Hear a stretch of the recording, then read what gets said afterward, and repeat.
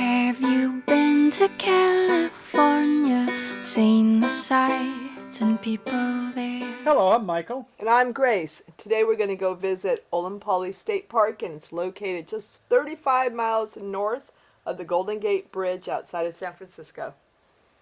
So Olompali likely means southern village or southern coastal people, dating back to around 580 AD. By the 13th century, the Miwoks had a thriving village with an abundance of resources and, as we know, great weather here in Northern California. In 1973, Olompali became a state historical landmark, the site of the oldest house north of the San Francisco Bay at that time, with the state of California purchasing the land eventually by 1977. Why don't you tell us a little bit about the house and why it was becoming a historical landmark? Okay. Well, it was built in 1776. That number sounds familiar, like about our Declaration of Independence. And it was built of adobe bricks by the Miwok chief, Camillo Ynitia. And I'll bet you his colleagues, some of the Indians in his village, helped them to make that. And they had a nice, thriving tribe over there. Well, tell us a little bit more about their history and exactly what they were doing. Okay. Well, let's see. Ynietia's adobe house was the site of the Battle of the Olompali in June of 1846. During the Bear Flag Republic, they had a revolt there. And the skirmish was between the American settlers and the Mexicans that actually resulted in some casualties. Now, there was another, and I think the most commonly known fight was between the Mexicans and in Sonoma over wine. No, it wasn't really over wine. General but they didn't actually have any casualties there. I think they were too busy with their wines or whatever. Right. But at any rate, the Bear Revolt Republic was fought in two places. Most people think of Sonoma, but yes, it was fought as well in Olompali. I think there was some skirmish over some horses. You don't want to steal people's horses. It might have been over the horses or it might have been over the bear, because from what I understand, the original bear flag kind of looked like a pig. Could have been. Gary Crabb in his book about the history of California, I recall that. Very good. So anyway, you're probably wondering, is like, who kept the land? I did. Okay. Well, Ynitia held onto that land up through 1852, but needed some serious wigwam, some money. For $5,200, he sold all but about 1,000 acres. Wow. And sold it to James Black. So that was a lot of money back then. In 1852, $5,200. Well, let me think. I think you could buy a house in 1960 for $12,000. Yeah, that's a lot of money. Get a lot of teepees. I'm not talking about toilet paper either. Lots of wigwams.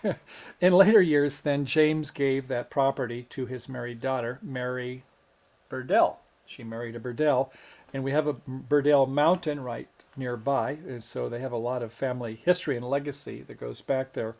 So their son James eventually took the Ynitia's adobe house, which lasts hundreds of years, and they transformed it into a 26-room mansion that they had a nice country estate for others to enjoy. Wasn't the mansion also, from what I remember, didn't they use the original pillars from the house that Ynitia had built? They did, yes. So they took the original adobe building and went ahead and added on to that, keeping the heritage and trying to integrate that. I guess ecologically speaking, they probably had some foresight even back in those days. I wonder if they needed to keep one wall in order to get the permit to go through without having to do a whole complete model. I think the permit process was a little bit different back in those days. Probably. That's right. So, who owns it now? Well, in 1948, then, it was purchased by the University of San Francisco. And they purchased the land for their Jesuit students as well as their seminarians to be able to have a nice retreat up in Northern California, north of San Francisco. And it included a lot of upgrades, such as, Olympic-size almost swimming pool, and it was the land of milk and honey for a while. But unfortunately, as we know, when we overbuild, that retreat was a little bit beyond their means, and so ditto for those who rented the property thereafter. So they had a lot of defaults by people who loved it, thought it was great, but they couldn't quite afford it. And that takes us up to your formative years, Grace. So tell us about how the musicians, they weave their story into the Olompali Park. Pause. Formative years? No. Okay. 1966. I know a lot about music, but 1966 I was kind of twisting and shouting to the Beatles. However, what was going on there was Jerry Garcia, JG, yes? JG, and his Grateful Dead. They had rented the property. What we're thinking about is a peaceful planet. We're not thinking about anything else. We're not thinking about any kind of power. We're not thinking about any of those kind of struggles. We're not thinking about revolution or war or any of that. That's not what we want. Nobody wants to get hurt. Nobody wants to hurt anybody. We would all like to be able to live an uncluttered life, a simple life, a good life, you know, and like think about moving the whole human race ahead a step. And they were there, and they were performing, and they were playing with such wonderful notables, including Janis Joplin, Grace Slick of the Jefferson. Yeah. One pill makes you larger, And one pill makes you small. Now, I do remember that song. And the one that, anyway, that was Jefferson Airplane and many others. So today, then, the musicians, they still rent USF? No, those days pretty much came to an end about that era, right after the Grateful Dead. In 1967, the University of San Francisco actually found another renter, and he had an inheritance and profits from his Sausalito houseboat development. Don McCoy started a hippie commune, which was affectionately named the Chosen Family. The Chosen Family, man. Okay. Chosen Family, cool, groovy.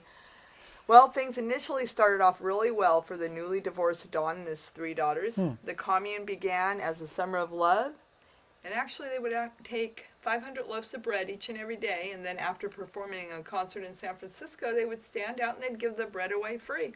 What a nice thing to do. They're following Jesus' footsteps, weren't they? They were. That was really nice.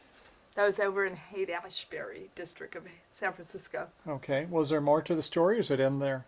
Well, sadly, the utopian commune turned sour with a series of calamities in the up-and-coming years that ultimately led Don to terminate his lease.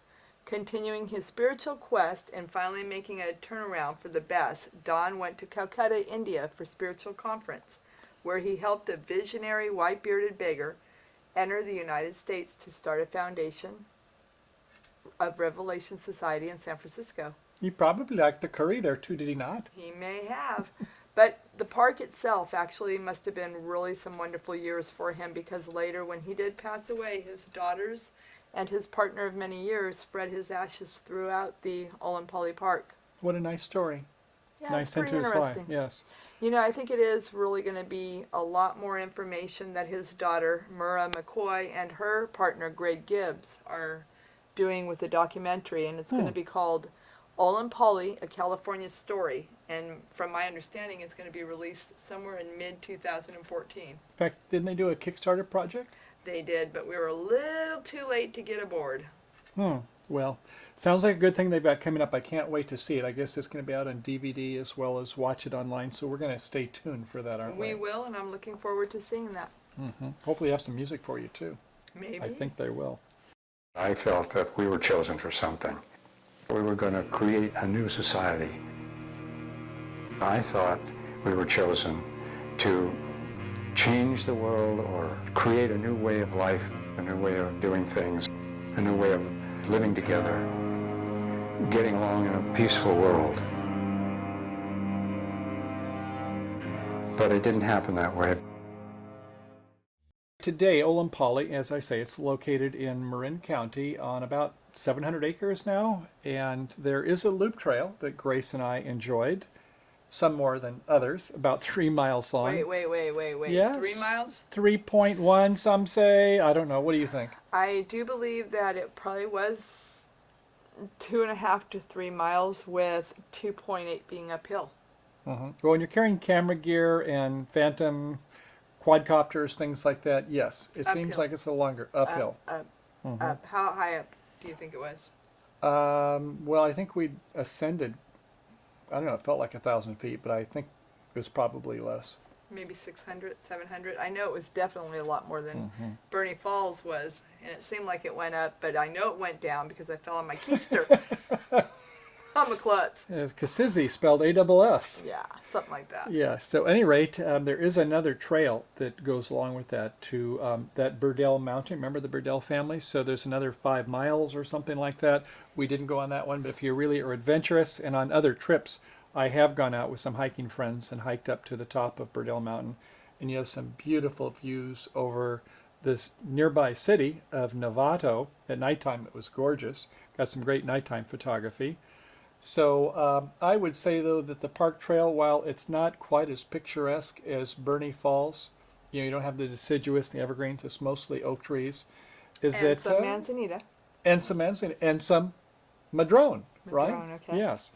So a lot of those red bark trees were up there. Okay, so all this mountain stuff, wasn't there also some mountain lions? And not that we saw, thank goodness. But we did see a deer. We did see one deer, and we saw some birds flying by.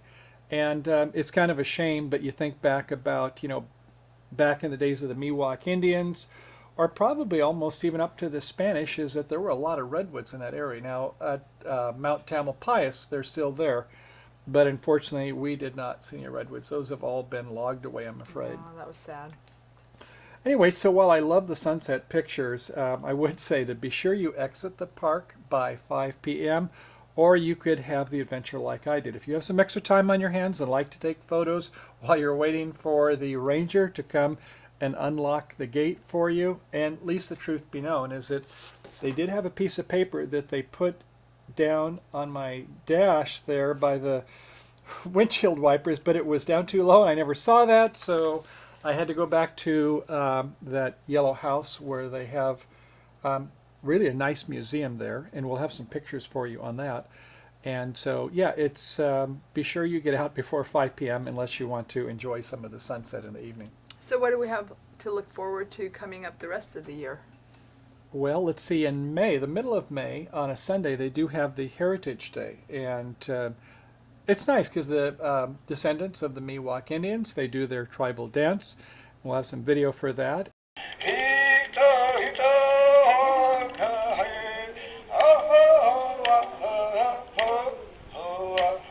The rangers, they offer some commentary about the plants and the birds. There is a reenactment there for the Camillo Ynitia and Burdel Mountain runes, and then they have the chosen family where they have their Commune people. They share some of the memories of yesteryears, which I think you would enjoy. Maybe you can get a chance to sing some songs with them.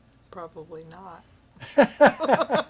Maybe after a couple of glasses of wine. Okay, so if you had to summarize, what you kind of do, the park and everything in the park, what would you say is your favorite part, or what do you like the most? Well, it turned out the history, and maybe I didn't have enough time to look in their museum store, which is nice. They have a lot of things to see in there, kind of which we've tried to go ahead and give a little bit more details, but I thought that was really quite intriguing. I had no idea. Been driving it by on 101 freeway all this time and finally pulled over, and it was priceless. It's nice the summertime if it's warm, and it's nearby the Bay Area, of course, so it's easy to get to. So being in the oak trees, once you start ascending in the trail, it's nice because it's not too warm. And usually Novato is not too warm anyway. It's just only a couple miles away from Novato, 30-some miles from San Francisco. We live in Sonoma County, nearby us. Photo-wise, it was okay. It wasn't the best for photos, but I'd say maybe a 5 out of 10. maybe more than that Only when at you sunset, consider 5 out this. sunset. You look for that's the gorgeous. evening photos, and when you can't get good photos, a tip I would have is to always get closer to your subject. So you just keep zooming in, zooming in. You can always get interesting, what sometimes in the film industry they call the B-roll. The A-roll is of normally the actors, but you get cutaway shots of other things. And that's always something that you can enjoy when there's the streams up there in the wintertime, the water's flowing. So, yeah, those would be things I would say, some of the highlights. Maybe a little HDR, make it pop, pop, pop. That's right, high dynamic range is always our friend. And how about for you, Grace? Do you have any things that you liked or Well, give I feedback will. on? Yeah, I would say probably, we become immune to the situation around us and our scenery, and a lot of times we take it for granted. So I would say when you see something along the side of the road that says state park or historical site, yes. Right. It's worth the investigation to see what that is, and maybe learn a little bit about the people who came before us. So we don't, you know, it's nice not to take those things for granted. Those who do not study history will often repeat it, as they True. say. So anyway, we hope you enjoyed the show here of the Rancho Olompali State Park. And so we would enjoy, of course, hearing from you with your feedback, questions, and suggestions. And I know Grace even comments, right, on the YouTube, as well as on our Facebook site, facebook.com/California Travel Videos. Or, you know, we put our photos up on California Travel Videos, smugmug.com. In fact, if that's all too long for you, you can just type in for our blog, rather than CaliforniaTravelVideos.com, ctvfun.com or functv.com. Whichever you like, it'll all get you the same place. So as always, happy trails to you until we meet again. Bye-bye. Bye now.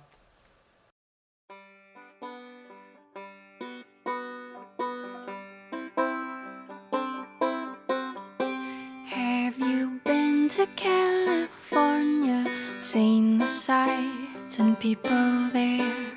Walked the streets of sleepy sea towns? Tasted salty ocean air?